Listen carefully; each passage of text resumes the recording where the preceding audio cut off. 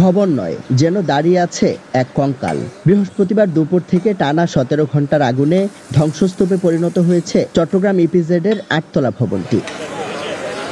রাতভর আগুনে পুরো ভবন ভস্মীভূত হওয়ার পর শুক্রবার সকাল 7:25 আগুন নিয়ন্ত্রণের ঘোষণা দেয় ফায়ার সার্ভিস। প্রশ্ন উঠেছে, 25টি ইউনিট কাজ করার পরও কেন এত সময় লাগলো? বিল্ডিংটা সম্পর্কে একটু বলবো কেন এত সময় লেগেছে।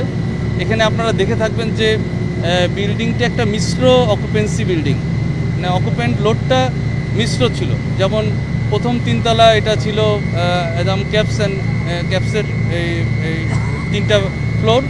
তবে আগুন নিয়ন্ত্রণে আসার পরও ভবনের বিভিন্ন তলা থেকে ধোঁয়া বের হতে দেখা যায়।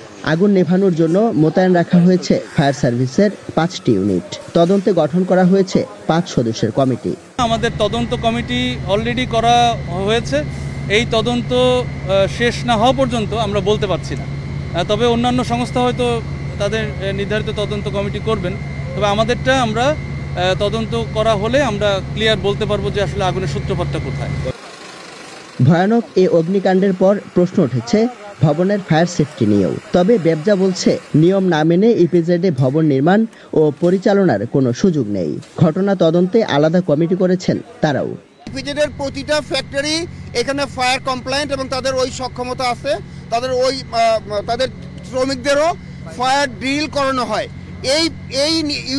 এই শিল্প প্রতিষ্ঠানটিতেও মাত্র কিছুদিন আগে তাদের শ্রমিকদেরকে ফায়ারের ড্রিল করানো হয়েছে। Adam caps and textile mills এবং জি হং নামে একই মালিকের 2টি প্রতিষ্ঠান ছিল এই ভবনে। একদিনের ব্যবধানে কর্মমুখর কারখানাটি পরিণত হয়েছে ধ্বংসস্তূপে। কর্মমুখর একটি কারখানা কিভাবে চোখের সামনে ধ্বংসস্তূপে পরিণত হলো, তার জ্বলন্ত উদাহরণ এই ভবনটি।